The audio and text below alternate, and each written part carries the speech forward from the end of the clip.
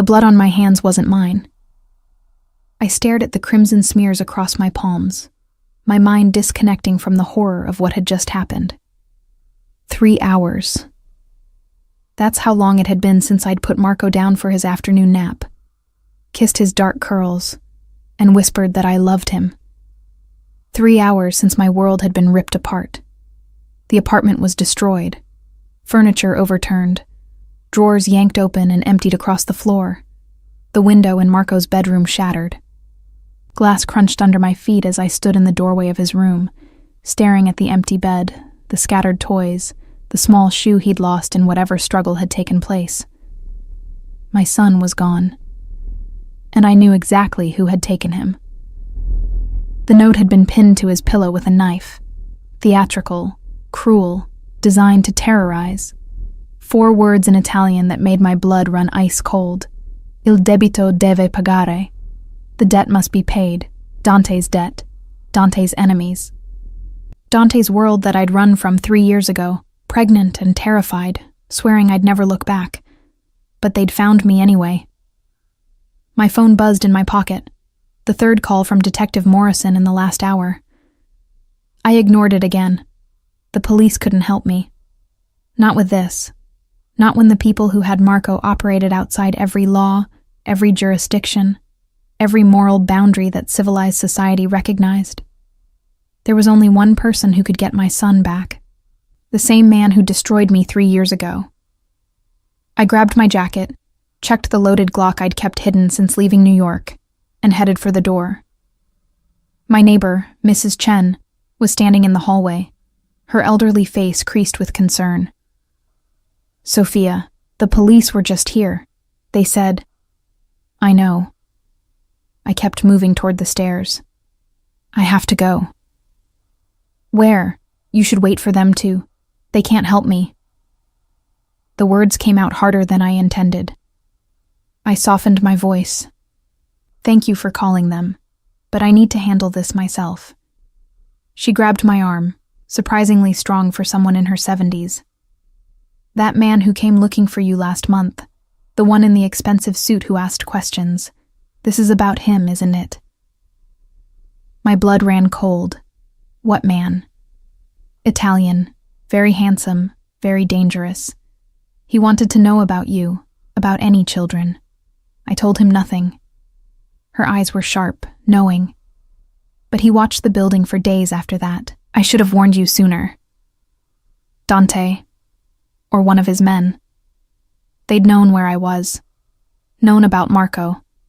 And still, they hadn't approached directly, which meant they'd been watching, waiting. For what? I pulled free from Mrs. Chen's grip. "If anyone else comes asking questions, tell them nothing, and stay away from my apartment. It's not safe." The flight to New York took 4 hours. 4 hours of sitting in coach, my knee bouncing with nervous energy, my mind running through every possible scenario. Most of them ended with Marco dead. Some ended with me dead too. A few ended with both of us alive but trapped forever in Dante's world. None of them ended well. I hadn't seen Dante Salvatore in 3 years. Hadn't spoken to him. Hadn't even allowed myself to think his name most days because the pain was still too raw, too devastating. The night I'd told him I was pregnant, the look on his face, disgust, anger, accusation, had carved something out of me that had never quite healed. "You think I'm stupid enough to believe that child is mine? How many others have there been, Sophia?" His words had been knives, each one finding a vital organ. I'd fled his penthouse with tears streaming down my face, his security team letting me pass without a word, because everyone in Dante Salvatore's world knew when someone had been discarded. I'd disappeared into Boston, changed my name from Moretti to Russo, found work as a waitress in a neighborhood where no one asked questions. I'd had Marco alone in a charity hospital, held him while he took his first breath, and sworn that Dante would never know about him. That my son would never be touched by the violence and corruption that defined his father's world. So much for good intentions. The cab from JFK dropped me outside Salvatore Tower at midnight. The gleaming skyscraper dominated the Manhattan skyline, its upper floors housing Dante's penthouse and the nerve center of his empire. I'd been here before, 3 years ago, back when I'd been young and stupid enough to believe that a man like Dante Salvatore could love someone like me. Back when I'd been his amante, his lover, hidden from his world, tucked away in shadows, a secret he kept from the Cosa Nostra families who would have used me against him. Security had changed. I didn't recognize the 2 men flanking the private elevator that led to Dante's penthouse. They didn't recognize me either, which was good. It meant I might still have the element of surprise. I need to see Dante Salvatore. I kept my voice steady despite the terror clawing at my throat. The larger guard, 6'4", 250 pounds of muscle stuffed into an expensive suit, looked me over with professional dismissal. Mr. Salvatore doesn't take visitors without an appointment. Tell him Sofia Moretti is here. I used my real name deliberately. Tell him it's about something he lost 3 years ago. Something flickered in the guard's eyes. Recognition? Curiosity? He pressed a finger to his earpiece, spoke in rapid Italian too low for me to catch. His expression shifted. Surprise, wariness, something that might have been respect. Mr. Salvatore will see you. He stepped aside, gesturing to the elevator. He asked that you surrender any weapons before going up. I pulled the Glock from my jacket and handed it over butt first. That's the only one I'm carrying. The guard checked the magazine, cleared the chamber, and tucked it into his jacket. If you're lying and harm Mr. Salvatore, you'll die screaming. Understood? Completely. The elevator ride to the penthouse took 45 seconds. 45 seconds to remember how to breathe, how to stand, how to face the man who'd shattered me into pieces and never looked back. The doors opened directly into Dante's living room. 20,000 square feet of obscene luxury. Floor-to-ceiling windows overlooked the city. Italian marble covered the floors, and artwork worth more than most people earned in a lifetime decorated the walls. And standing in the center of it all, backlit by the glittering cityscape, was Dante Salvatore. 3 years had changed him. He was leaner, harder, his dark hair touched with gray at the temples that somehow made him even more devastating.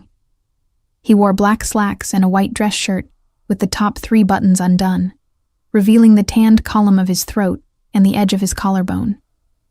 His face, sharp cheekbones, strong jaw shadowed with stubble, a nose that had been broken at least once, was as brutally handsome as I remembered.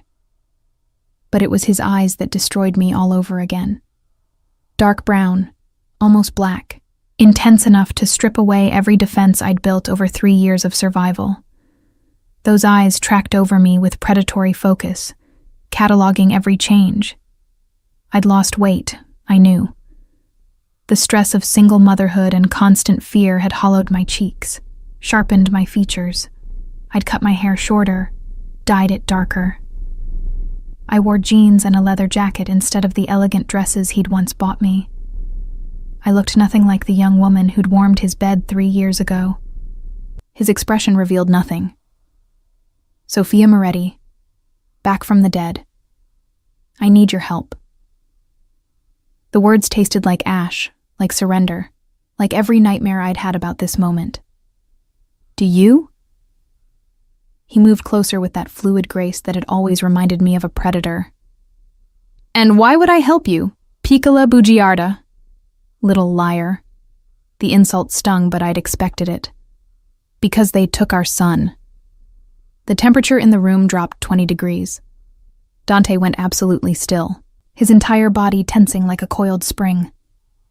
When he spoke again, his voice was soft, deadly, the voice that had sentenced men to death without raising an eyebrow. Say that again. Our son, Marco. He's 3 years old. He has your eyes and your stubborn temperament, and he was taken from my apartment in Boston 6 hours ago. My voice cracked despite my best efforts. They left a note, in Italian. Il debito deve pagare. The debt must be paid. Dante's jaw was granite. Who took him? I don't know. But they know about you, about us, about... There is no us. He cut me off with brutal efficiency. There hasn't been for 3 years. Not since you disappeared without a word, without a trace, making me believe you'd run off with whatever man you'd been fucking behind my back. I was never unfaithful to you. The accusation burned like acid. Not once in the year we were together. And yet you expect me to believe you carried my child for 9 months without telling me? His laugh was cold, humorless. Do you think I'm stupid, Sophia? That I don't remember that night when you claimed to be pregnant, crying and desperate, trying to trap me into... I wasn't trying to trap you. Fury exploded through my fear. I was trying to tell you that we'd created a life together, that I was terrified and needed you, and you looked at me like I was garbage, like I was a whore trying to pass off some other man's bastard as yours.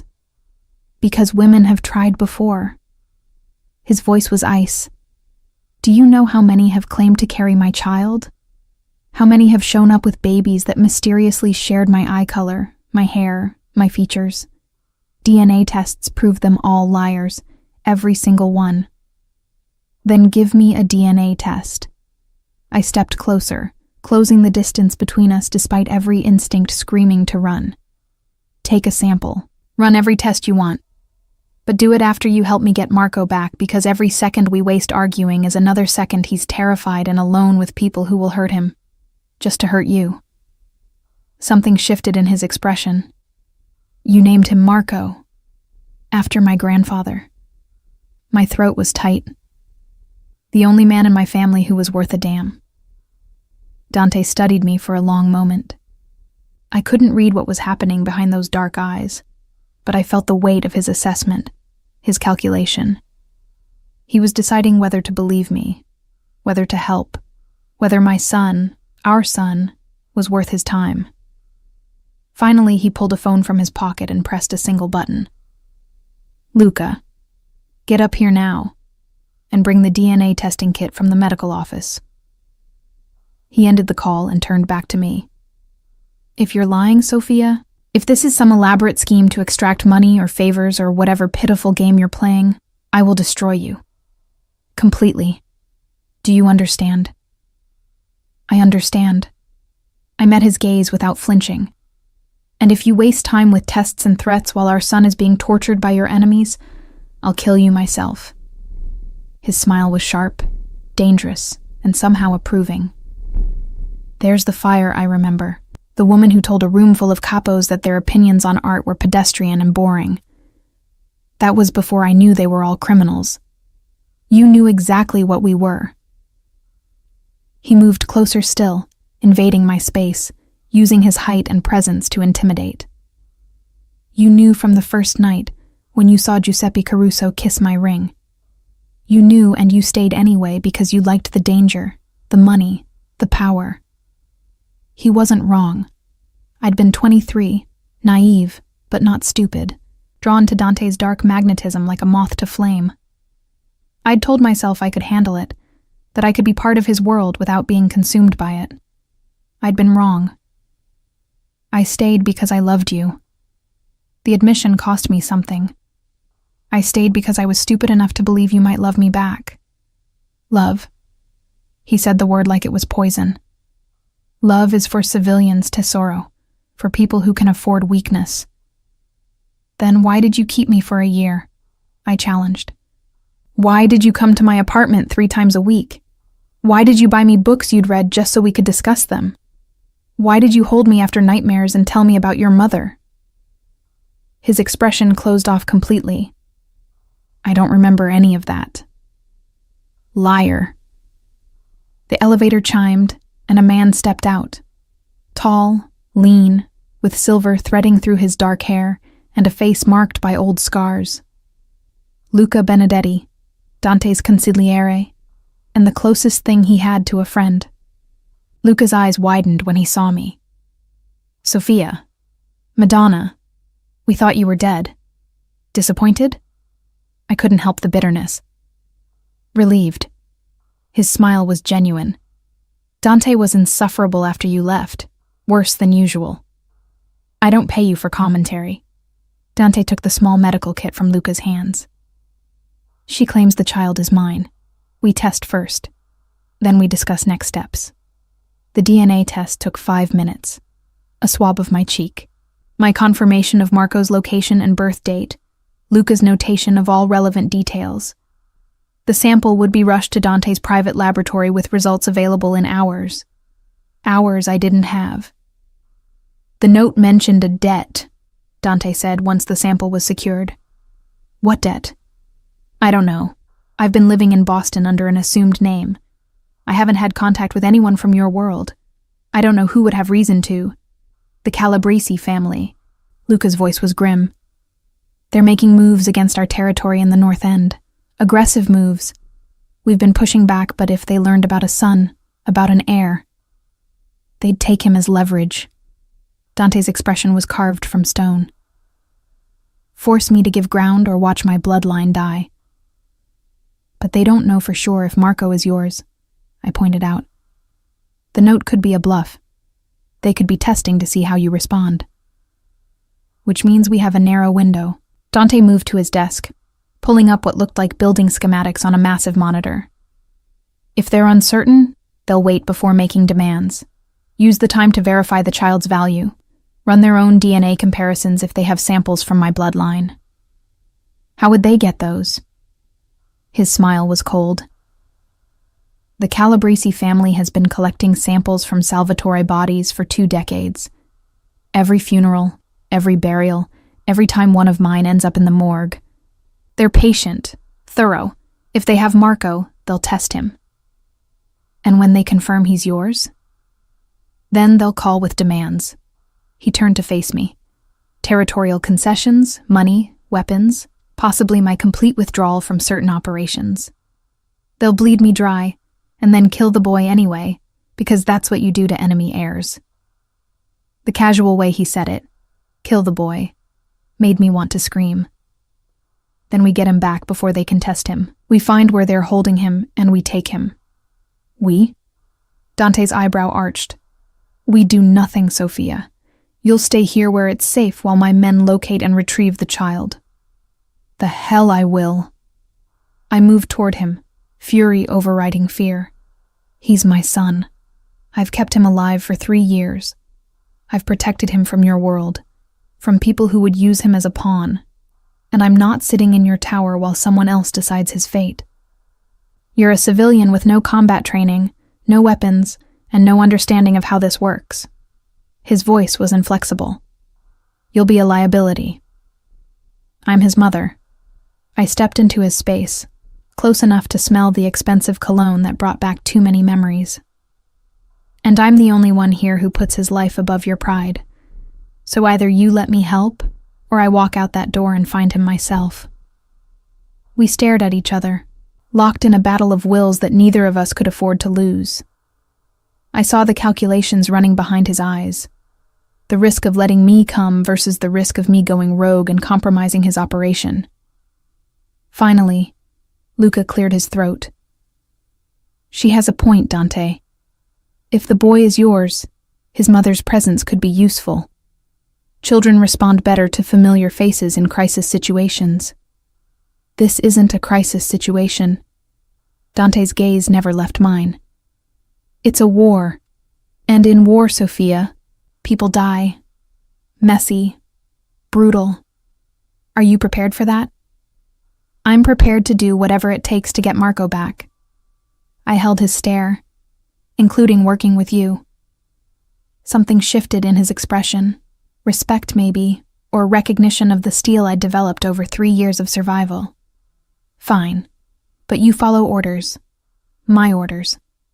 If I tell you to stay back, you stay back. If I tell you to run, you run. Understood? Understood. And Sophia? He leaned down until his mouth was inches from my ear. If this is a trap, if you're working with the Calabrese family to lure me into an ambush, I'll make sure you die slowly enough to regret every lie you've ever told. His breath was warm against my skin, his proximity sending unwanted shivers down my spine. I hated that my body still responded to him, that 3 years of distance hadn't erased the way he made me feel. "It's not a trap," I whispered back. "It's a mother begging the father of her child to save their son." He pulled back, his expression unreadable. "Then let's go to war." Dante's war room was exactly what I'd expected. Cold efficiency wrapped in intimidating luxury. The walls were lined with monitors showing security feeds from across the city, digital maps marking territory boundaries, and what looked like military-grade communication equipment. 6 men in expensive suits stood around a massive oak table, their conversations dying the moment we entered. All eyes turned to me. I recognized a few faces from 3 years ago. Carlo Messina, Dante's head of security, built like a tank with cold blue eyes. Antonio Greco, younger but equally dangerous, Dante's enforcer who handled problems that required a more permanent solution. The others were unfamiliar, but they all shared the same predatory awareness. These weren't businessmen. They were killers in designer suits. "Gentlemen," Dante's voice cut through the silence. "Sofia Moretti. Some of you remember her. She's here because the Calabresi family has taken her son, possibly my son. We verify paternity but operate under the assumption that the child is mine until proven otherwise." Carlo's expression remained neutral, but I caught the flash of surprise. "The boy's age?" 3 years. Dante pulled up a photo on the main screen, one he must have pulled from my phone while I was being tested. Marco's face filled the monitor, his dark curls messy, his smile gap-toothed and beautiful. My heart clenched seeing him projected like this, reduced to intelligence data. "He looks like you," Antonio observed. "The eyes especially. If Calabresi has him and runs a DNA comparison, they'll confirm his value and either make demands or eliminate him as a threat." Dante's voice was clinical, detached, as though discussing cargo instead of a child. "Our child. Time frame for location and extraction?" "Calabresi operates out of 3 primary locations." Carlo pulled up a series of building blueprints. "The social club in Chinatown, too public for holding a hostage. The warehouse district in Red Hook, possible but heavily monitored by federal surveillance. And the estate in New Jersey, private, secure, 45 minutes outside the city." "My money's on the estate." Antonio leaned forward. "They'd want to keep the boy close to Dominic Calabresi personally.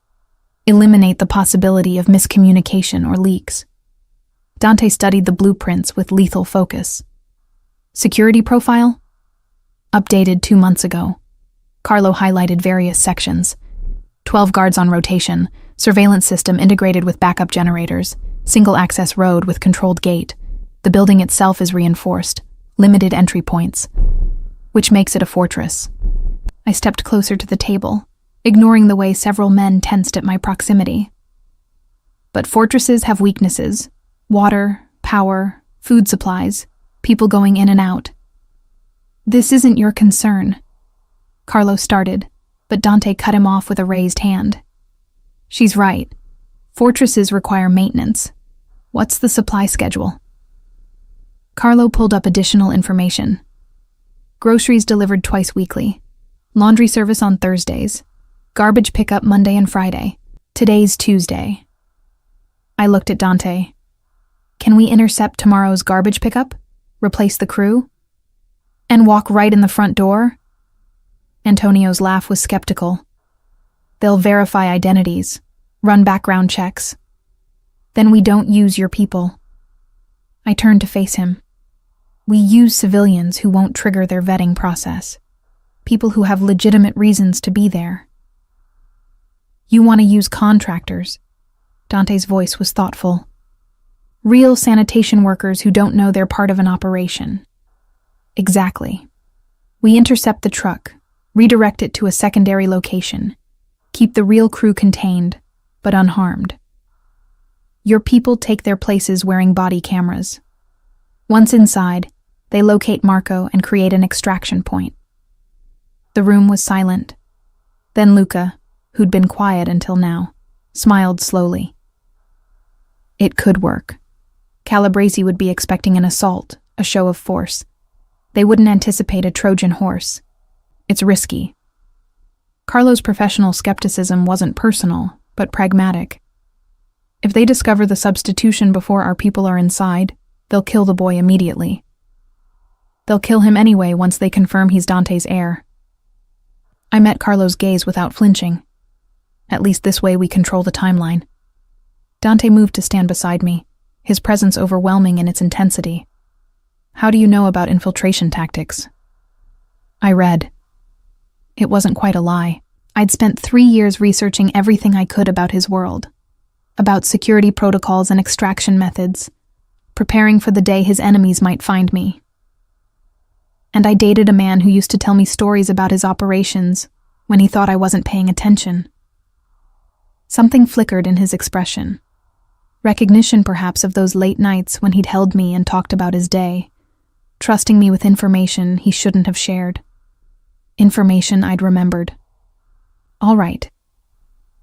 Dante's decision was instant, absolute. We intercept the garbage truck tomorrow morning at 600. Carlo, you handle logistics. Antonio, I want 3 backup teams positioned around the perimeter. Luca, coordinate with our contacts in NYPD. I want traffic cameras offline during the operation. And me? I asked. You stay here. No. I stepped closer, lowering my voice so only he could hear. I know Marco. I know how he thinks, what frightens him, how to calm him down if he's panicking. You need me on site. What I need is for you to not die and make this entire operation meaningless. His jaw was granite. You'll monitor from here. If we extract Marco successfully, you'll be the first voice he hears over comms. That's the compromise. It wasn't a compromise. It was an order. But arguing in front of his men would undermine both of us. Fine. But I want a direct line to whoever's going in. No delays, no filters. Agreed. He turned back to his team. Dismissed. Briefing at 0500 tomorrow. Luca, stay. The men filed out, leaving the 3 of us alone in the war room. Luca moved to pour 3 glasses of whiskey from a crystal decanter, handing one to me without asking if I wanted it. To family, he toasted quietly. May we bring him home. The whiskey burned going down, warming the ice that had settled in my chest. Why are you helping me? 3 years ago you told me to leave Dante's world, that I was a liability he couldn't afford. I told you that you'd get hurt if you stayed, Luca corrected. I never said I wanted you gone. Dante was different with you, softer, more human. When you disappeared, Luca. Dante's voice was warning. She deserves to know. Luca met his friend's glare without flinching. You looked for her, Sophia. For 6 months, Dante had people searching everywhere. Hospitals, morgues, women's shelters, bus stations. He thought you'd been killed. That his enemies had taken you because of his connection to you. My throat tightened. I didn't know. Because you vanished completely. Dante's voice was cold. New name, new city, new identity. Either you're very good at disappearing, or someone helped you. Which was it? I debated lying, but he'd find out eventually. Both. I used your money. The account you'd set up for me. I cleaned it out the night I left. $50,000 to disappear. His expression was unreadable. That account was supposed to be a safety net. It was, just not the kind you intended. And who helped you? I hesitated. Giving up my source would put them at risk. But Marco's life hung in the balance, and I couldn't afford to keep secrets. Lucia Ferretti. She ran your cover operations 3 years ago. She owed me a favor. Lucia Ferretti is dead. Dante's words were flat. Car accident 2 years ago. Brake line failure. No. The room tilted slightly. Lucia had been kind to me, protective. One of the few women in Dante's organization who hadn't treated me like a threat or a whore. Was it really an accident? Unknown. At the time, I assumed natural criminal attrition. His gaze was penetrating. Now I wonder if Calabresi has been playing a longer game than we realized, removing people who might have information about you, about Marco. You think they've been planning this for years? The scope of it was terrifying. I think the Calabresi family is thorough. Luca pulled up additional files on the main screen. Look at this. Timeline of incidents over the last 3 years. 2 of our accountants died in what appeared to be random muggings. An attorney we used for custody disputes had a fatal heart attack at 42. A nurse from the hospital where Dante was treated last year died in a home invasion. All people who would have had access to DNA samples or personal information. I studied the timeline, seeing the pattern emerge. They've been collecting data and eliminating sources. Dante's voice was grim, which means they've been preparing for this move. The question is, why now? Because they finally found me. The guilt was crushing. I got sloppy. Last month I used my real credit card at a bookstore. Just once. I thought it was safe because it was in Boston, far from New York, from your world. But they must have been monitoring for any financial activity connected to Sofia Moretti. 1 mistake in 3 years. Dante's tone was unreadable. You were more careful than most people in witness protection. Not careful enough. I blinked back tears, refusing to cry in front of him. Marco paid the price for my carelessness. No. His hand caught my chin, forcing me to meet his eyes. The touch was familiar, intimate, devastating.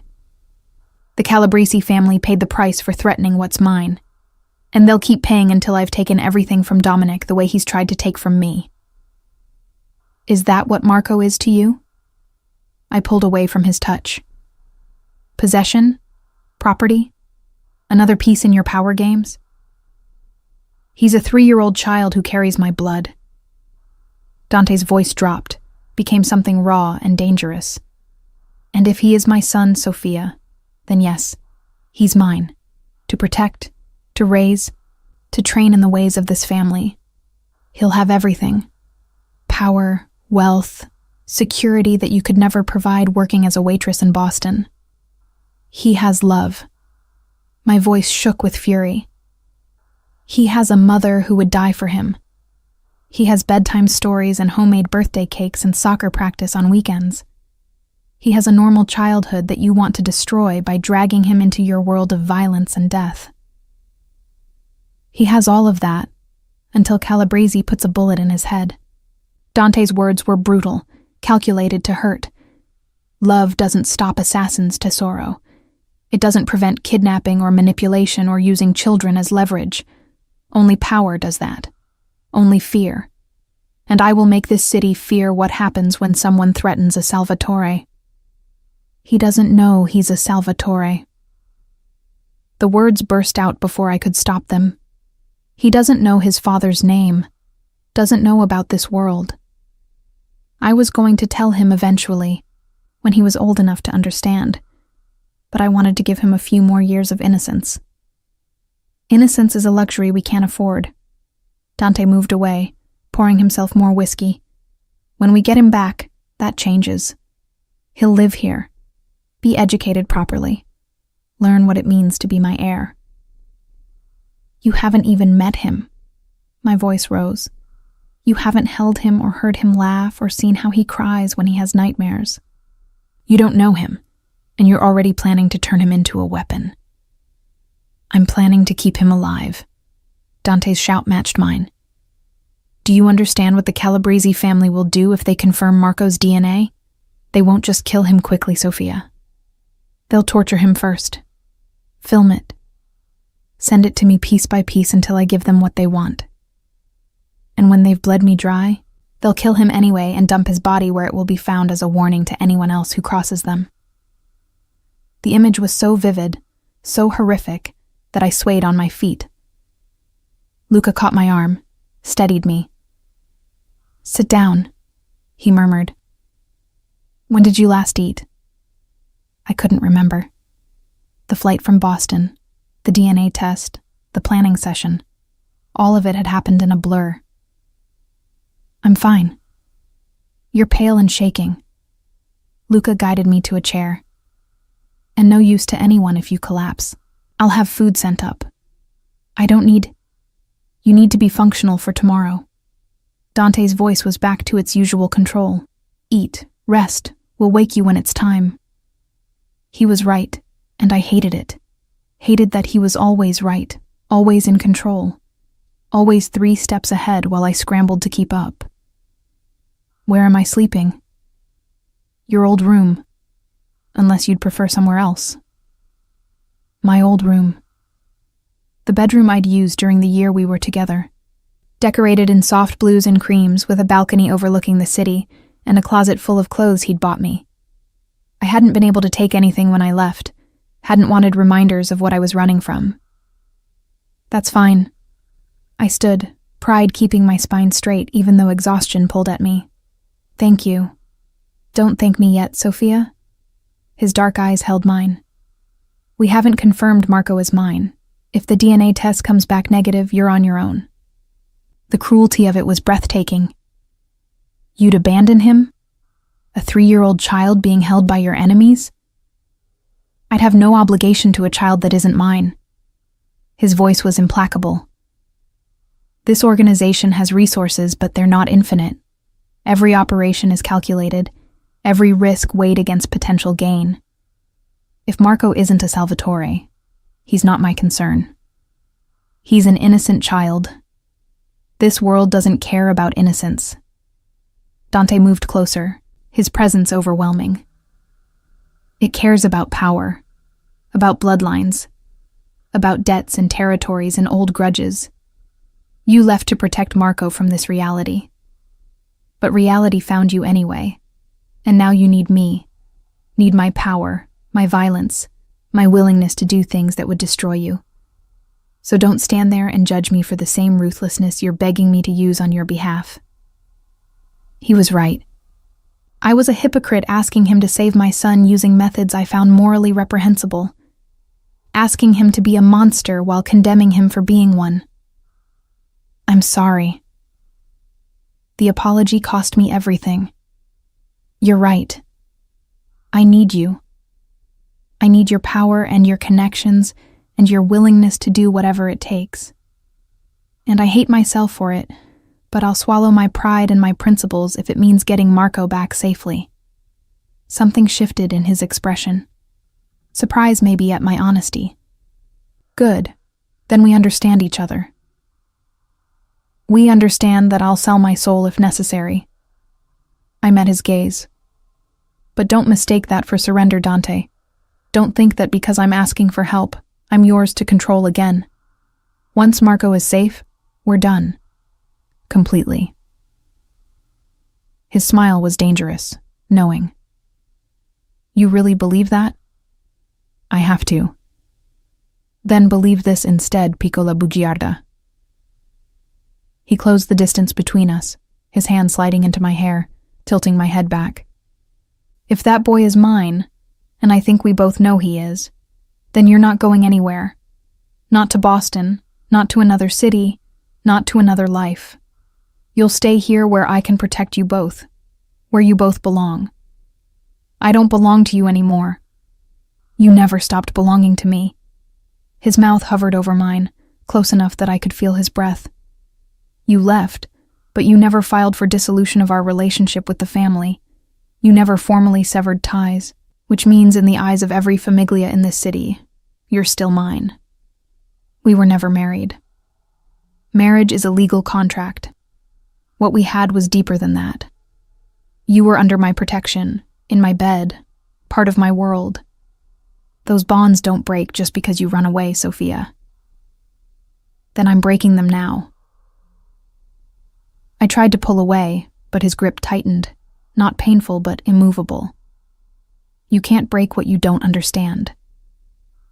His voice was dark velvet, seductive and terrifying. But you'll learn.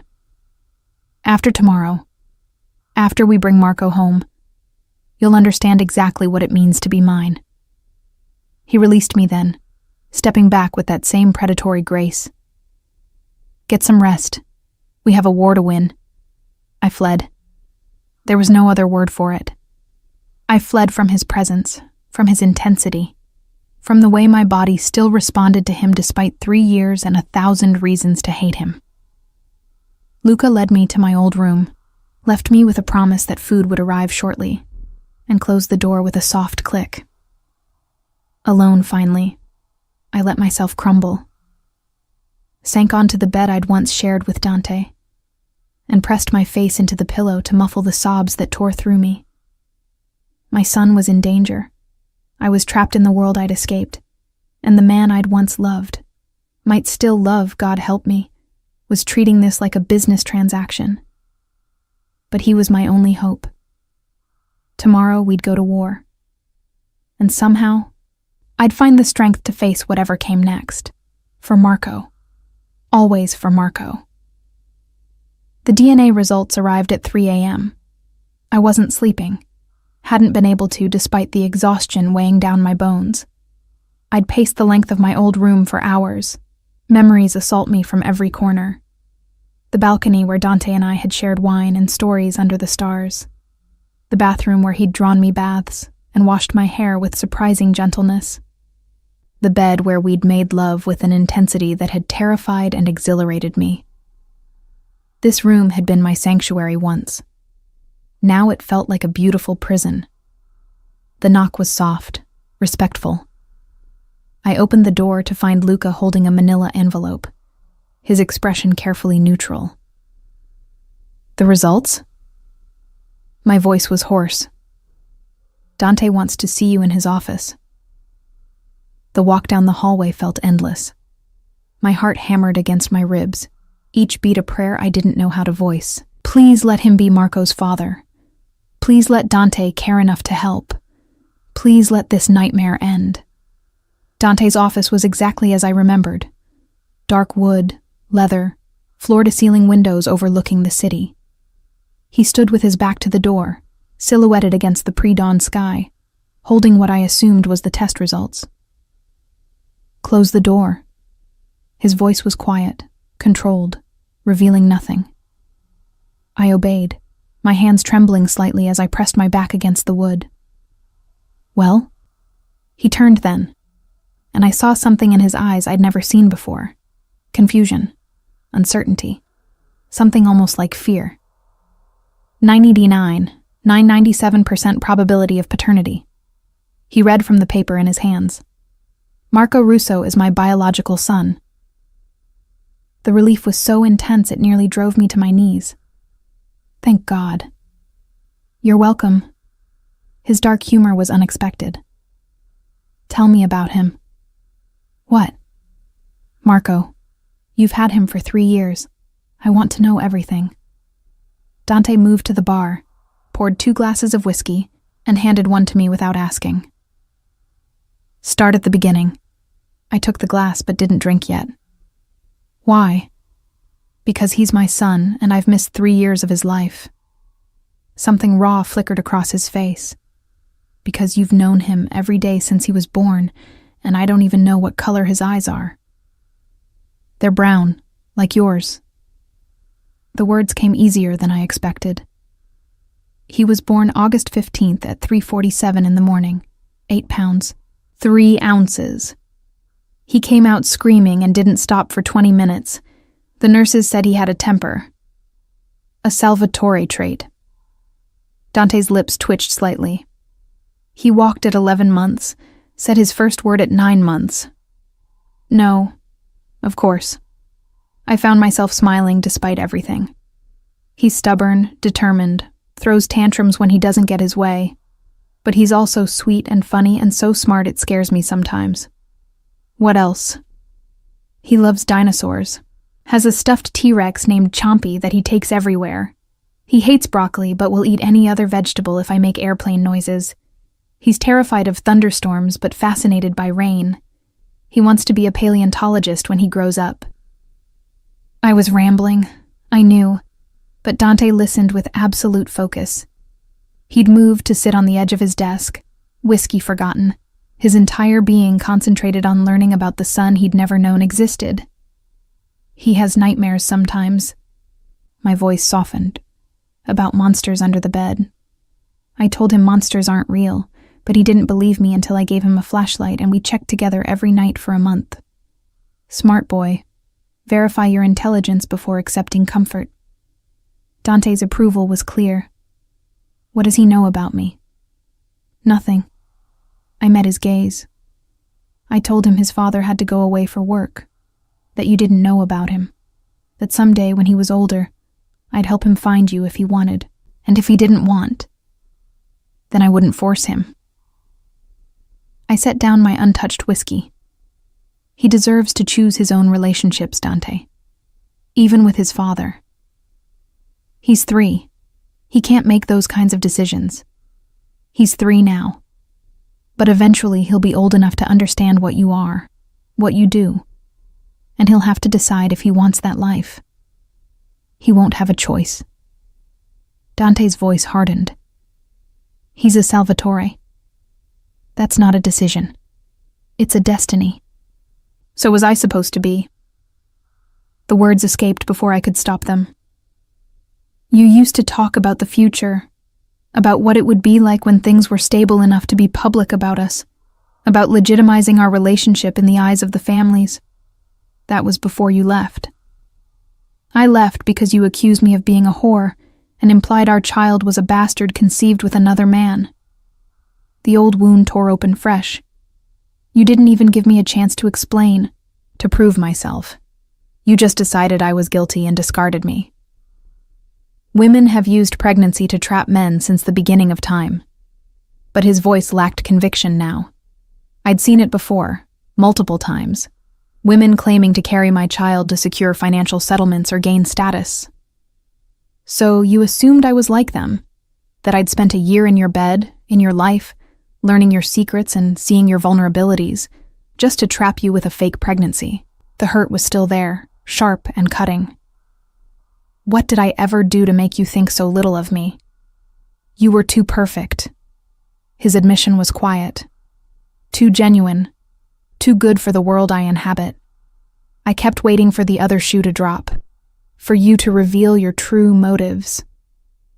When you came to me that night, crying and desperate, claiming to be pregnant, it fit.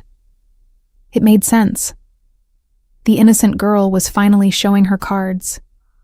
So you destroyed me preemptively. I blinked back tears. You know what the worst part was? Not the accusations, not even the rejection. It was the look in your eyes, like I was nothing, like our entire year together had been meaningless.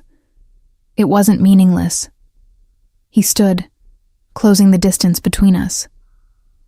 Sophia, these 3 years, I've tried to forget you, tried to convince myself you were just another woman passing through, but I couldn't. Your ghost haunted this penthouse, this city, every decision I made. You have a funny way of showing it. Bitterness laced my words. Threatening to abandon Marco if he wasn't yours. Acting like saving him is a business transaction. Because I can't afford to be weak. His voice was urgent now, almost desperate. Do you understand what would happen if the family saw me as soft? If they thought emotion could sway my decisions? They'd use it against me. They'd target everyone I care about, everyone I love, to manipulate and control me. So you love no one, care about nothing. I didn't say that. His hands framed my face, forcing me to look at him. I said I can't afford to show it. There's a difference. And Sophia, Christo, I never stopped caring about you. Even when I was convinced you'd betrayed me, part of me hoped I was wrong. His confession cracked something inside me. You still hurt me. You still threw me away. I know, and I'm sorry. The words sounded foreign in his mouth, like a language he'd never learned. I don't apologize often. It's not in my nature. But I'm sorry for that night. For my accusations. For not giving you a chance to explain. Your sorry doesn't change the past 3 years. I tried to pull away, but he held firm. It doesn't erase the terror of being pregnant and alone, of giving birth without anyone there, of raising Marco by myself, always looking over my shoulder, always afraid your enemies would find us. No, it doesn't. He released me, stepped back. But it might change what happens next. After we get Marco back, after he's safe, we need to talk about the future. There is no future for us. We established that. We established nothing. His voice hardened again. You think you can take my son and disappear again? Go back to Boston or somewhere else and pretend I don't exist? That's exactly what I think. I lifted my chin defiantly. You have no legal rights to Marco, no claim beyond biology. I've been his only parent for 3 years. Any court would grant me custody. Courts mean nothing to me, Sophia. His smile was dangerous. I don't need legal custody. I have power, resources, connections that span continents. If you try to take Marco from me, I'll find you, again and again, and eventually I'll take him. Not because I want to hurt you, but because he's mine, and I protect what's mine. By threatening the mother of your child? Rage boiled through me. By forcing me to choose between my safety and his? That's your idea of protection? My idea of protection is keeping both of you here where I can eliminate any threat before it reaches you. He moved closer, his presence overwhelming. You think you're safer in Boston? Working a job that barely pays rent? Living in a neighborhood where my enemies found you in less than 6 months? I was careful. You weren't careful enough. He cut me off brutally. And Marco paid the price. If he'd been here, under my protection, with my security team monitoring every approach, this never would have happened. The guilt was crushing, because he was right. If I'd stayed, if I'd fought through the pain and humiliation to remain in Dante's world, Marco would be safe now, tucked in bed in this fortress of a building rather than held hostage by people who'd torture him just to make a point. I was trying to give him a normal life. My voice broke. I didn't want him raised around violence and crime and people who see children as leverage. Normal doesn't exist for people like us. Dante's voice softened slightly. My father tried to give me a normal childhood, sent me to regular schools, let me have friends outside the family. Do you know what happened? I shook my head. I was 8 years old when my best friend's father tried to kidnap me. He worked for a rival family, befriended my father specifically to get close to me. They grabbed me after school, held me for 36 hours, beat me when I wouldn't stop crying for my mother. His jaw was granite. My father got me back, killed everyone involved. But after that, I never left the estate without armed guards, never made friends who weren't thoroughly vetted, never had another normal day. The image of 8-year-old Dante, terrified and hurt, made my chest ache. I'm sorry that happened to you. Don't be sorry. It taught me the most important lesson of my life. Safety is an illusion, unless you're strong enough to enforce it. My father's mistake was believing he could give me normalcy while remaining in this world. He couldn't, and neither can you. So what do you want from me? I asked tiredly. Complete surrender? For me to accept that you own us now? I want you to accept reality. He pulled me closer, his hand settling on my waist. Marco is my heir. That's not negotiable. He'll be raised here, educated in our ways, protected by the full might of the Salvatore family. The question is whether you'll be part of that. Whether you'll stay as his mother and my... Your what? I challenged when he hesitated. Your mistress? Your kept woman? The whore you were convinced I was 3 years ago? My wife. The words hung between us like a detonation. I stared at him, certain I'd misheard. What? Marry me. His voice was firm, absolute. Not because I'm trying to trap you or control you, but because Marco deserves parents who are united. Because the families need to see that you're not a weakness, but a partner. Because, Cristo, because I want you, Sophia. I've wanted you since the moment you left. And now that I know Marco exists, now that I have a son, I want us to be a family. You're insane. I tried to pull away, but his grip was immovable. You think I'd marry you after everything? After you rejected me, threatened me, accused me of betraying you? I think you'll marry me because it's the smart choice. His voice dropped, became seductive. As my wife, you're untouchable, protected by every alliance I've built, every obligation that binds the families. You'd have security, resources, the power to protect Marco in ways you never could alone. I'd also be trapped, forever bound to you, to this world, to a life I've spent 3 years escaping. You'd be a queen. He leaned down, his mouth hovering over mine. My queen, ruling beside me instead of hiding in shadows, raising our son together instead of fighting over him, building something neither of us could achieve alone. And if I say no? His smile was dark, knowing. Then we share custody. Marco splits his time between this penthouse and whatever location I deem secure enough for you. You'll see him. I'm not cruel enough to separate a child from his mother. But he'll know his father, learn his heritage, become a Salvatore whether you approve or not. It wasn't really a choice. He was offering me the illusion of decision while making it clear the outcome was predetermined. Marco would be raised in Dante's world. The only question was whether I'd be present for it. I need time to think. You have until we extract Marco. Dante's hand slid up to cup my face. Once he's safe, once we've neutralized the Calabrese threat, you'll give me your answer. And Sophia, think carefully, because this offer won't come again. And if I refuse, then I'll take Marco anyway. His honesty was brutal.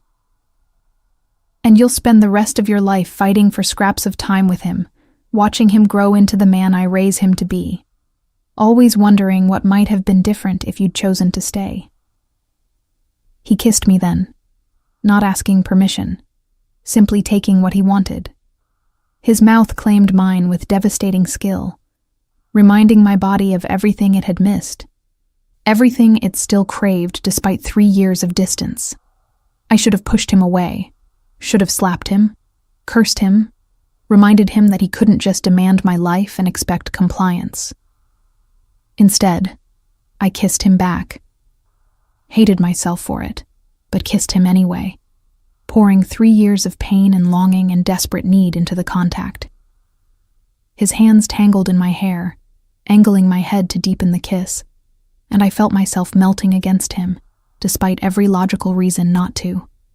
When we finally broke apart, both breathing hard, his eyes were molten. That's what I thought. That proves nothing. My voice was unsteady. It proves you still want me. Still feel this between us. He traced my lower lip with his thumb. And before you deny it, I want you too, Tesoro.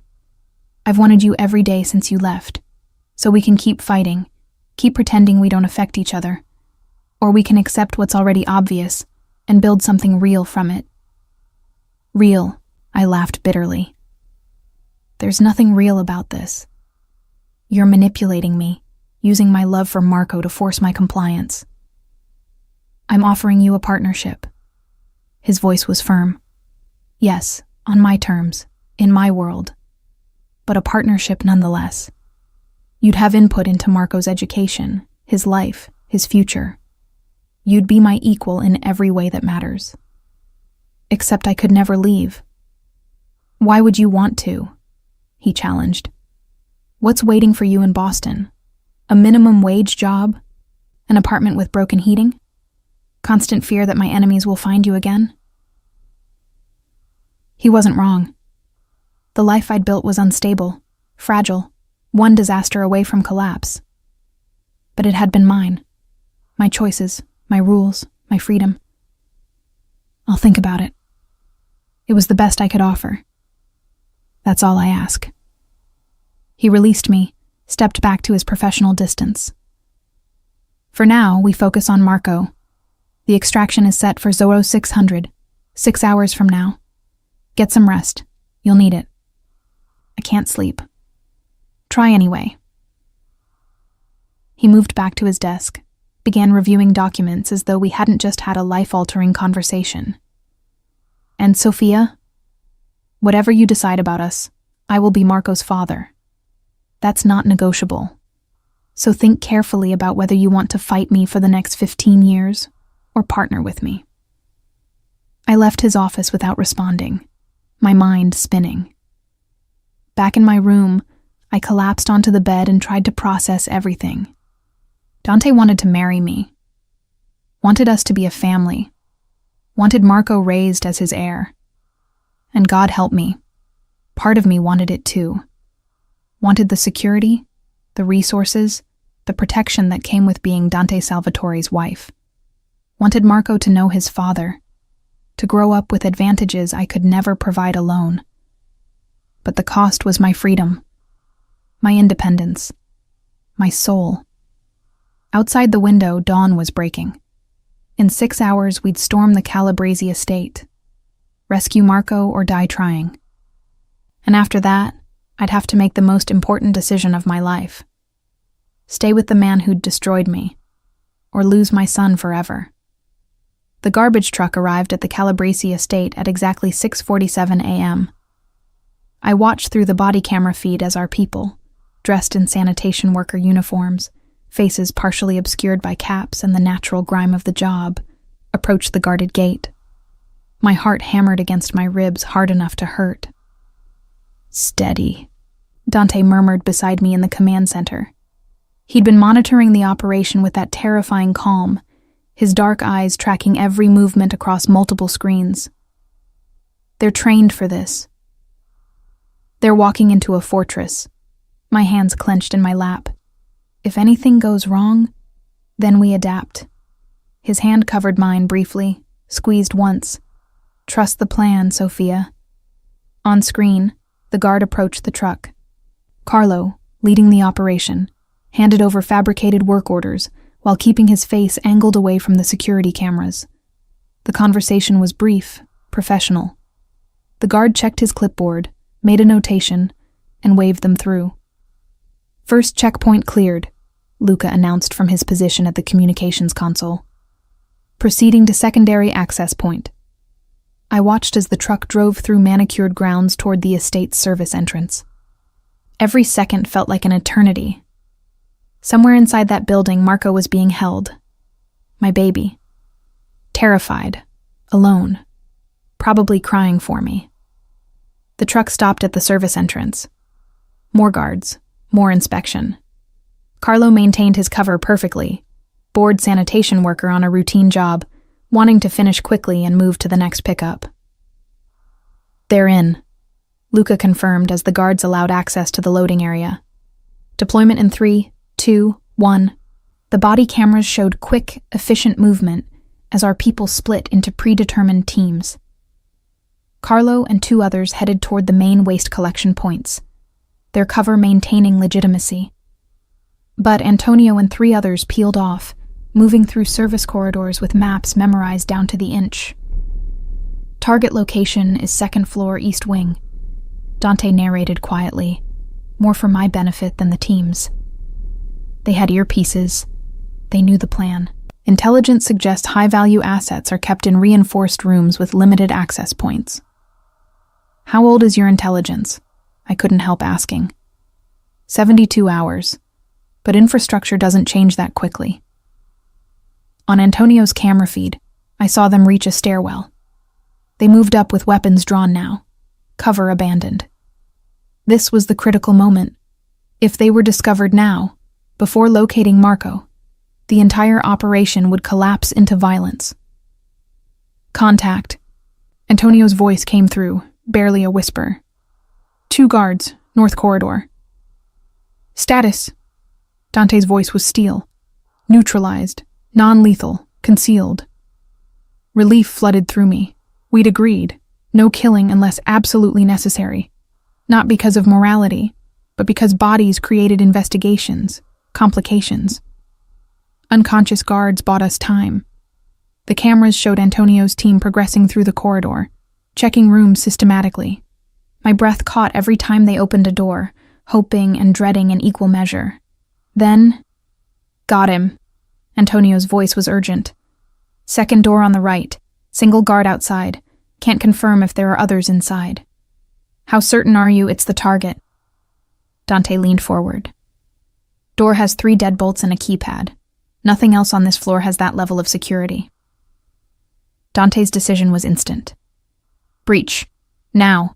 What happened next took maybe 30 seconds but felt like hours.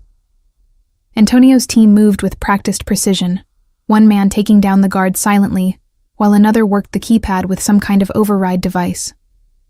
The door opened. The camera showed a small room, sparsely furnished, a bed, a chair, toys scattered on the floor, and Marco. My son sat in the corner, his small body pressed against the wall, his face tear-stained and terrified. He wore the same dinosaur pajamas he'd been sleeping in when taken. His dark curls were messy, his eyes, Dante's eyes, huge with fear. Marco! I was on my feet before I could think, my hands pressed against the screen as though I could reach through it.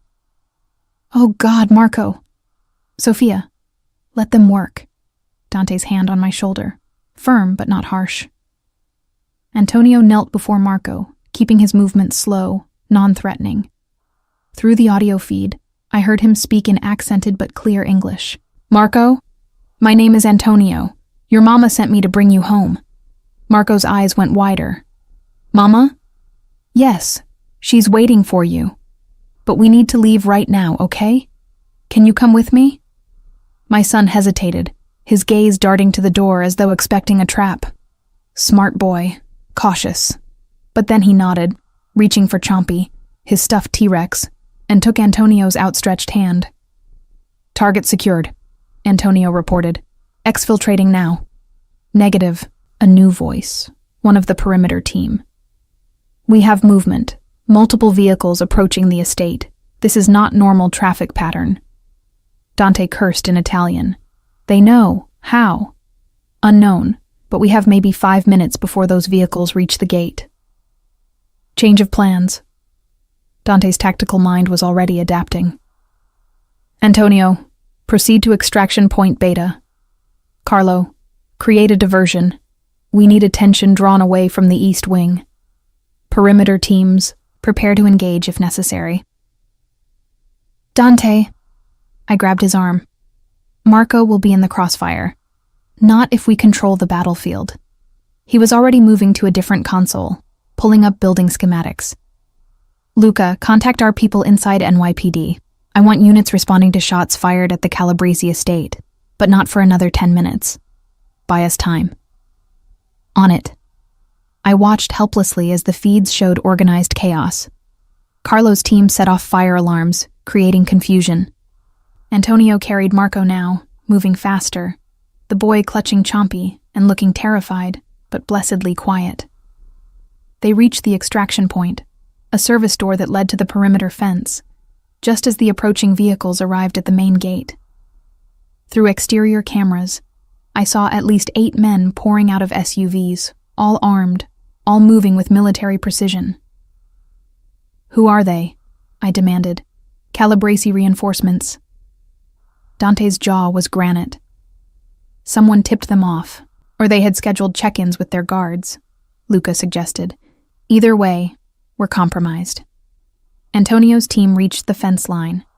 They'd cut through earlier, creating an exit point hidden by landscaping. But now, with alarms blaring and armed men flooding the estate, every second mattered. Go, go, go, Dante commanded through the comms. I watched Antonio pass Marco through the fence to one of our perimeter team members. My son was crying now, scared by the noise and chaos. Then Antonio was through, and they were running toward the extraction vehicles positioned on the adjacent property. Gunfire erupted. Not aimed at them, not yet. But inside the estate, as Calabrese men discovered the unconscious guards, the breached room, the missing child. Shouting in Italian, orders being barked, confusion creating the precious seconds we needed. All teams, exfiltrate now, Dante ordered. Abandon cover. Priority is getting out alive. Carlo's team was pinned down briefly by guards who'd realized the sanitation workers weren't what they seemed. But our perimeter teams provided covering fire, controlled, precise shots that forced the guards to take cover rather than pursue. Then everyone was falling back, running for the extraction vehicles. I saw Marco being buckled into an SUV, Antonio beside him, talking to him in soothing tones I couldn't hear, but could imagine. "They're clear," Luca confirmed. All teams accounted for. 2 minor injuries, nothing critical. The breath I'd been holding escaped in a rush. "Where are they taking him?" "Safe house in Queens," Dante replied. "We'll meet them there. Let's go." The drive took 30 minutes through morning traffic. Dante had insisted on driving himself, dismissing his usual driver. I sat in the passenger seat of his blacked-out Bentley, my hands twisted together in my lap, alternating between relief that Marco was safe and terror about what came next. "You did well," Dante said quietly, staying calm during the operation. I wanted to scream. The admission came easily. Every second he was in that building, I was dying. "But you didn't." He glanced at me briefly before returning his focus to the road. "You trusted my people. That takes strength." "I didn't have a choice." "You always have a choice, Sophia. You chose to come to me for help. Chose to trust my methods even when they terrified you. That means something." Before I could respond, his phone rang. He answered via the car's Bluetooth. "Talk to me." "It's Antonio. The boy is safe, physically unharmed, scared but responsive. He's asking for his mother." My heart clenched. "I'm coming. 20 minutes." "Copy that. Sophia, he's a brave kid, held himself together better than some adults would have." "That's my son," I said, pride and love and overwhelming relief making my voice thick. Dante ended the call, his expression thoughtful. "He has your strength, and my stubbornness. Dangerous combination. The world doesn't stand a chance." His laugh was genuine, warm. "No, it doesn't." The safe house was an unremarkable brownstone in a quiet Queens neighborhood. Nothing about it suggested the level of security Dante had installed. Reinforced doors, bulletproof windows, armed guards posing as neighbors. Antonio met us at the door, his expression relieved. "He's in the living room. Been asking for you nonstop." I didn't wait for permission. I rushed past him, through the small foyer, into the living room where... "Mama!" Marco launched himself at me, his small body colliding with mine with enough force to nearly knock me over. I caught him, lifted him, held him so tightly he squeaked in protest. But I couldn't let go, couldn't loosen my grip, couldn't stop crying. "Baby. Oh, baby. I'm here. I've got you. You're safe." The words tumbled out between sobs. "I'm so sorry. I'm so sorry they took you. But you're safe now, I promise." I was scared. His voice was muffled against my neck. "Bad men took me, said you weren't coming back. They lied." I pulled back enough to see his face, to check for injuries, for signs of trauma. He looked exhausted, terrified, but physically unharmed. "I will always come for you. Always. Do you understand?" He nodded, then noticed Dante standing in the doorway. His small body tensed against mine. "Who's that?" I looked at Dante, this powerful, dangerous man who'd moved heaven and earth to rescue a child he'd only just learned existed. His expression was carefully neutral, but I saw the emotion beneath. Wonder. Fear. something raw and vulnerable that transformed his face into something almost soft. "Marco," I said gently, "this is Dante. He helped me find you, helped bring you home." "Are you Mama's friend?" Marco studied him with those dark, Salvatore eyes. Dante moved closer, slowly, keeping his movements non-threatening. Then he did something that shocked me. He knelt, bringing himself to Marco's eye level. "I'm something like that," he said quietly. "Your mama and I are old friends, and when I heard bad men had taken you, I made sure my people brought you back safe." "You have people?" "Many people. All of them work for me, and all of them helped find you because you're very important." "Why?" Marco's 3-year-old bluntness was endearing and terrifying. Dante hesitated, his gaze flickering to mine. This was the moment. The truth or another lie. I gave him the smallest nod. "Because you're my son," Dante said simply, "and I protect what's mine." Marco blinked, looked at me for confirmation. I nodded again, tears still streaming down my face. "You're my papa?" His voice was small, uncertain. "Yes," Dante's voice was thick with emotion. "If you'll have me."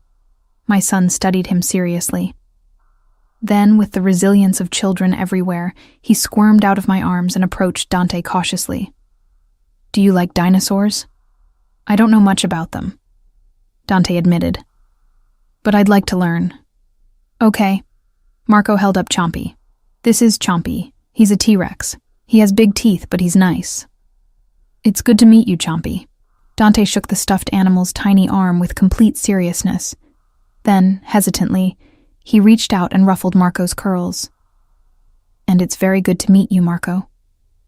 Can we go home now?" Marco looked between us. "I want my bed." "Soon," I promised. "We need to make sure it's completely safe first." "Your mama is right." Dante stood, and I saw him process the implications. "But until then, how would you like to stay somewhere with a pool and a game room? And maybe, if you're very good, we can get you some new dinosaur toys?" Marco's eyes went wide. "Really? Really?" Dante's smile was genuine now. "Your mama and I have things to discuss, grown-up things, but I promise you'll be safe and comfortable while we figure everything out." "Okay." My son yawned hugely. "I'm tired. Then let's get you to bed." I picked him up again, reluctant to let him out of my sight. "Come on, baby." Dante led us to a bedroom upstairs, already prepared with children's furniture, as though he'd anticipated this. I settled Marco into the bed, covered him with soft blankets, and sat beside him until his breathing evened into sleep. When I finally emerged, Dante was waiting in the hallway. "He's down." Finally. Exhaustion crashed over me now that the adrenaline had worn off. "Thank you. For everything. For saving him. He's my son." Dante stepped closer. "Thank you for giving him to me. For carrying him, raising him, keeping him safe until I could find you both." "About that." I took a breath. "Your proposal. Your demand that I marry you, stay here, raise Marco in your world. I'm listening. I need guarantees." My voice was firm despite my exhaustion. "If I agree, if I become your wife, I need to know Marco will have choices, that he won't be forced into this life if he decides he wants something different. He's a Salvatore, which means he deserves to know what that means before being bound by it." I held his gaze. "I won't raise him to be your weapon, Dante. I'll raise him to be your son, to be strong and smart and capable. But if, when he's old enough to understand, he chooses a different path, you let him. And if that different path makes him vulnerable, if my enemies see his rejection of the family as weakness, then we deal with it together, as parents, not as boss and subordinate, I stepped closer. I'll marry you. I'll stay. I'll be your partner in this insane, dangerous world, but only if you promise me that Marco gets to choose his own future. Dante was quiet for a long moment. I watched calculations run behind his eyes. The strategic implications, the risks, the unprecedented nature of what I was asking. Finally, he nodded. Agreed, with one condition. What? He trains anyway, learns self-defense, strategy, how to read people and situations. Those skills serve him regardless of what path he chooses. And if he does choose to walk away from the family, he does it as a Salvatore, with strength, not weakness. I can accept that. I extended my hand formally. Do we have a deal? Instead of shaking, Dante pulled me close, his mouth claiming mine in a kiss that sealed our agreement in a far more primal way. When we finally broke apart, both breathing hard, his voice was rough with desire and something deeper. We have a deal, futura mogli. Future wife. Now let's go home and start building the family we both deserve. The next 3 weeks were a blur of adjustment and revelations. Marco adapted to life in Dante's penthouse with the resilience of childhood. His room, decorated with dinosaur murals that appeared overnight, became his sanctuary. Dante hired a child psychologist who specialized in trauma, ensuring Marco processed his kidnapping in healthy ways, and Dante himself surprised me daily. I watched him read bedtime stories with the same intensity he brought to business negotiations. Saw him negotiate with a 3-year-old over vegetables with more patience than he showed his capos. Found them building elaborate dinosaur habitats with blocks. Dante on his knees in a $1,000 suit, completely absorbed. You're good with him, I observed one evening after Marco had finally fallen asleep. He's easy to love. Dante's admission was quiet, though exhausting. How did you manage alone for 3 years? Necessity, stubbornness, occasional breakdowns in the bathroom where he couldn't hear me cry. He pulled me close, his arms secure around me. You'll never have to do that again. Cry alone, I mean. I'm here now. We're here. The engagement ring appeared 2 weeks after Marco's rescue. A stunning emerald-cut diamond flanked by sapphires.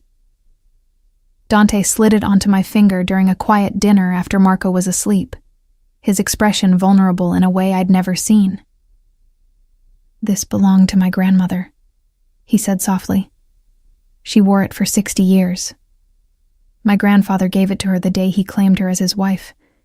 It's only right that you wear it now. Dante. I stared at the ring, overwhelmed by the weight of tradition it represented. Are you sure? This is a family heirloom. You're family now. You and Marco. This ring represents that. He lifted my hand, pressed a kiss to my knuckles. My grandmother would have liked you. She was fierce like you. Stood up to my grandfather when he was wrong. Raised my father to be strong but compassionate. What happened to her? Cancer. When I was 15, she made my grandfather promise to find me a wife like her. Someone who wouldn't simply obey but would challenge me, push me, make me better. His smile was sad. He died before keeping that promise. I thought I'd never find what they had. Then I met you. I kissed him, pouring emotion I couldn't voice into the contact. We'd been physically careful around each other since reuniting. Too much history, too much pain. But that night, we finally gave in to the need that had been building. He carried me to his bedroom, our bedroom now, and made love to me with a tenderness that destroyed every defense I'd built. This wasn't the desperate passion of our early relationship. It was deeper, more certain, the claiming of two people who'd found their way back to each other through darkness. Afterward, wrapped in his arms with the city lights painting patterns across the ceiling, I finally said the words I'd been holding back. I love you. I loved you 3 years ago and I never stopped, Even when I hated you for hurting me. Even when I ran. Even when I thought I'd never see you again. His arms tightened. I love you too, Tesoro. More than power, more than pride, more than anything in this world. You and Marco, you're my redemption. But redemption, I learned, came with a price. The Calabrese family hadn't accepted Marco's rescue quietly. Dominic Calabrese, the head of their organization, had lost face. His fortress had been breached. His hostage recovered. His plans destroyed. Men like that didn't forgive such insults. The first attempt came on a Tuesday. Dante and I were reviewing wedding plans with the coordinator, a tasteful affair for 200 guests at St. Patrick's Cathedral, when Luca burst in, his face grim. We have a problem. Calabrese made a move against one of our shipping operations. 12 men, coordinated attack. We repelled them, but 2 of ours are dead. Dante went cold, controlled. Retaliation? Already in motion, but Dominic sent a message with the bodies. He wants a sit-down, says he's willing to negotiate terms for ending hostilities. It's a trap, I said immediately. He wants you exposed, vulnerable. Probably. Dante stood, already shifting into his role as Don. But refusing would make me appear weak. We go, with appropriate security. No, I stood too. We don't go. We send a message back. You don't negotiate with terrorists, and you don't reward attempted kidnapping by giving him face-to-face time. Sophia, he took our son. My voice rose. He held him captive, terrified him. Probably would have killed him if we hadn't extracted him first. And now he wants to negotiate? No, absolutely not. Dante studied me for a long moment. Then, surprisingly, he smiled. What would you suggest instead? Eliminate the threat, not Dominic himself. That would start a war we might not win. But his operations, his income streams, his power base. Take them apart piece by piece until he's too weak to be a problem. That could take months. Then we take months. I moved closer. You told me once that this world doesn't care about innocence, that it's about power and fear and old grudges. Fine. Let's make Dominic Calabrese fear what happens when you threaten a Salvatore. Make him an example to every other familia that might think Marco is a vulnerability. Luca was grinning. I like how she thinks. So do I. Dante pulled me close, kissed me hard. All right, we do it your way. Luca, start compiling intelligence on Calabrese operations. I want to know every warehouse, every protection racket, every illegal enterprise. We're going to dismantle his empire piece by piece. On it. Over the next 2 weeks, we waged a systematic campaign against the Calabrese family. Not violent. Violence invited retaliation. But methodical destruction of everything Dominic had built. Warehouses mysteriously burned due to electrical failures. Dock workers went on strike, refusing to handle Calabrese shipments. Judges who'd been in Dominic's pocket suddenly found religion and started enforcing the law. Protection money dried up as business owners decided they'd rather risk Calabrese anger than continue paying. And through it all, Dante made sure everyone knew why. The Salvatore family protects its own, he told every capo, every soldier, every person with ears to hear. Touch what's mine and I'll take everything from you. Not quickly, not with mercy, but completely. I watched him operate with ruthless efficiency and felt something shift inside me. This was the man I'd run from 3 years ago. Cold, calculating, capable of destroying lives without hesitation. But now, I understood the why behind the ruthlessness. He wasn't evil. He was a predator protecting his territory, his family, his son. And I'd become part of what he protected. More than that, I'd become his partner in protection. When Luca brought intelligence about a Calabrese meeting at a restaurant in Little Italy, I was the one who suggested the strategy. Don't attack them. Just show up. Uninvited. Send a message that nowhere is safe from our reach. Dante's eyes gleamed. You're learning. I had a good teacher. That night, we crashed Dominic Calabresi's dinner meeting with every capo in his organization. Dante walked in flanked by 20 of his best men, all armed, all ready. I walked beside him, my head high, the emerald engagement ring catching the light like a warning. Dominic went pale. Salvatore, this is a private meeting, and my son was a private citizen. Dante's voice could have frozen hell. Yet you took him from his home, held him hostage, threatened his life. So I thought I'd return the favor. Let you know what it feels like to have your sanctuary invaded. We could have come to terms. There are no terms. Dante cut him off. There's only this. You attempted to harm my heir. In any civilized society, that's a capital offense. I could kill everyone at this table and no familia would question my right to do so. Silence. Absolute. Terrified. But I'm not going to kill you, Dante continued. I'm going to let you live knowing that I could have. That I was merciful when I had no obligation to be. And if you ever come near my family again, I'll revisit this decision. Understood? Dominic nodded slowly, his usual arrogance crushed under the weight of Dante's power. Good. Dante pulled me closer, his arm around my waist. Gentlemen, allow me to introduce my fiancée, Sofia Moretti, the mother of my son, the future Mrs. Salvatore. Any threat to her is a threat to me. Pass the word. We left as dramatically as we'd entered. But the message had been sent, received, and would spread throughout the underworld like wildfire. Sofia Moretti was untouchable. Marco Salvatore was protected. And Dante Salvatore's family was the most dangerous thing anyone could threaten. Back in the car, I was shaking, not with fear, but with adrenaline. That was insane. That was necessary.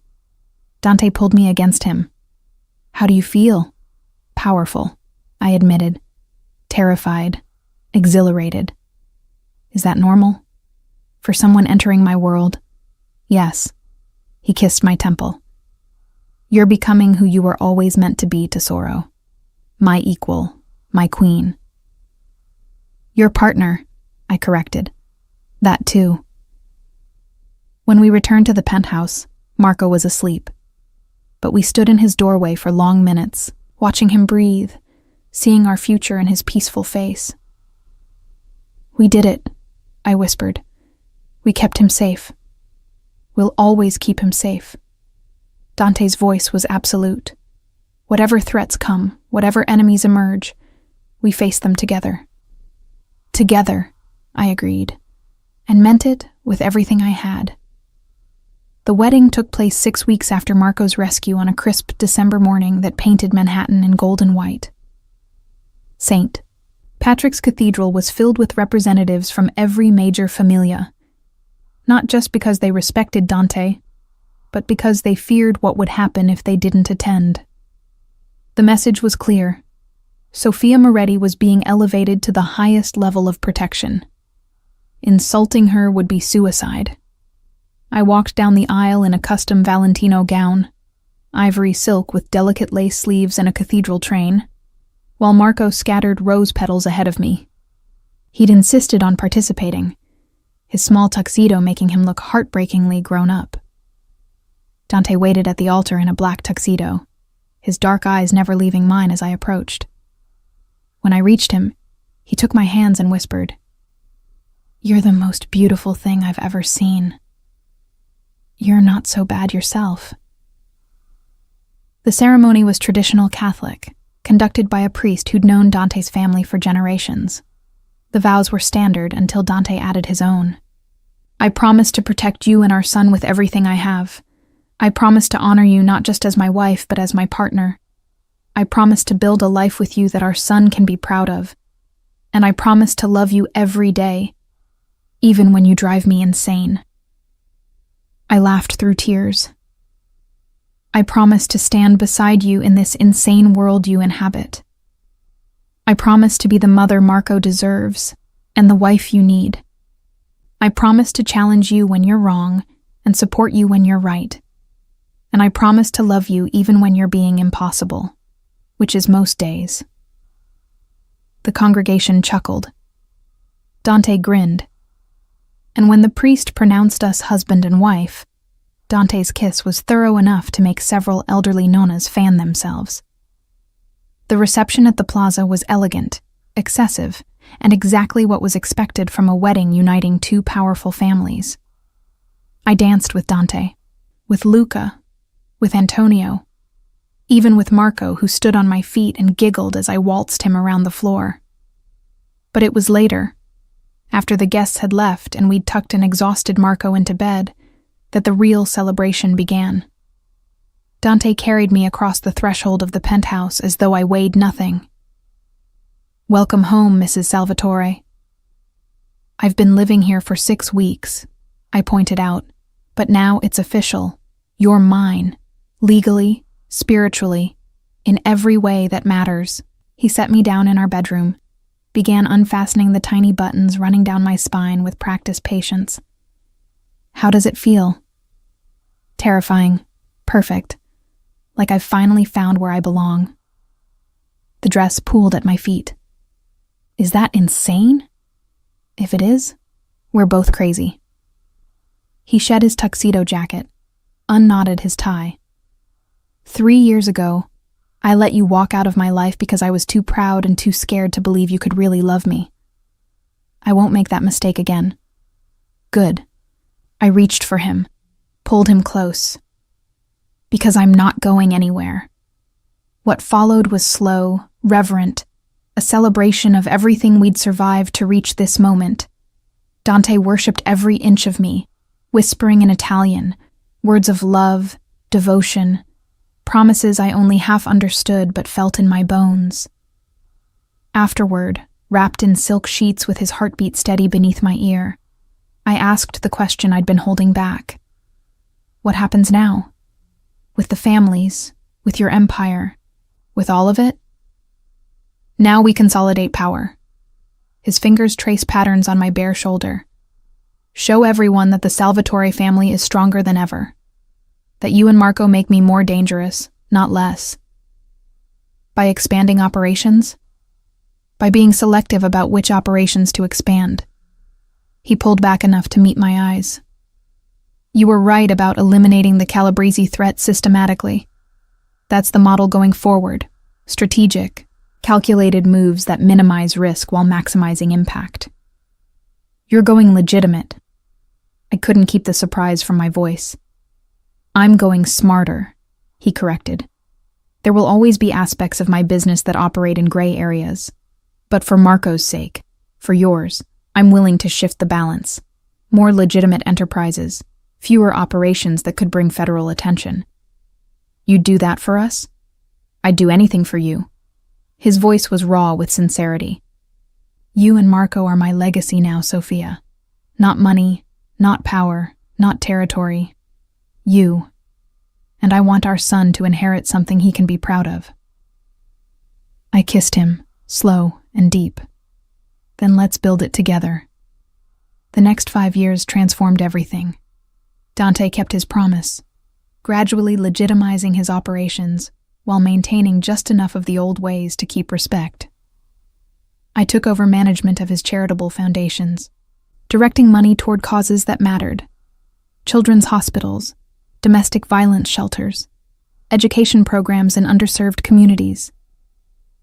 Marco grew from toddler to young boy, bright and curious and surprisingly well-adjusted, considering his unconventional upbringing. He knew his father was powerful, but Dante and I worked hard to ensure he understood power came with responsibility. On Marco's 8th birthday, Dante did something unprecedented. He took our son to one of his legitimate business operations, a shipping company that had been completely cleaned of illegal activity, and showed him how honest commerce worked. "This is boring, Papa," Marco complained after an hour of watching inventory management. "That's because legitimate business usually is," Dante ruffled his hair.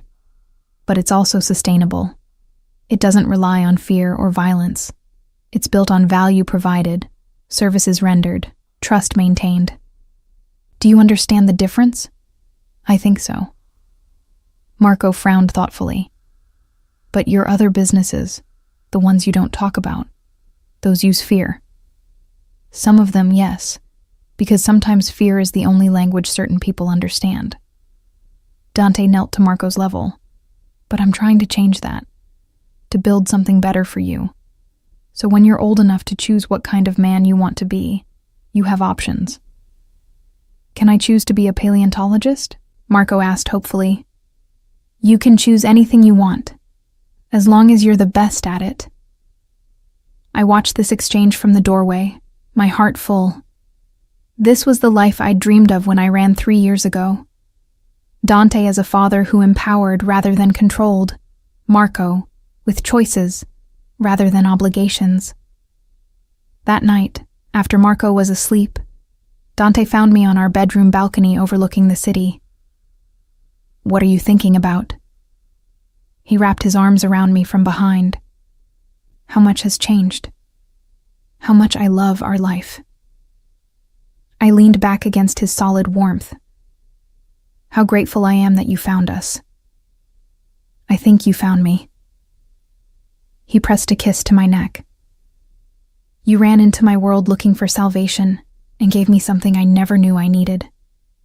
What's that? A reason to be better, to build something that outlasts me. His hand settled over my still flat stomach, though not for much longer. We'd confirmed the pregnancy just yesterday. Marco is my heir, but you're my redemption. We're pregnant again, I reminded him. Your redemption is about to get louder and more expensive. His laugh rumbled through me. Good. This house is too quiet with just one child. You say that now. Wait until there are 2 of them running around destroying your expensive furniture. It's just furniture, Tesoro. Family is what matters. I turned in his arms, looking up at the man who'd claimed me, broken me, and ultimately saved me. Do you ever regret it? Taking me back? Giving Marco? Giving us so much power over you? Never. His voice was absolute. You're not my weakness, Sophia. You're my strength. And every day I get to watch you become more of who you were meant to be. Fierce, brilliant, untouchable.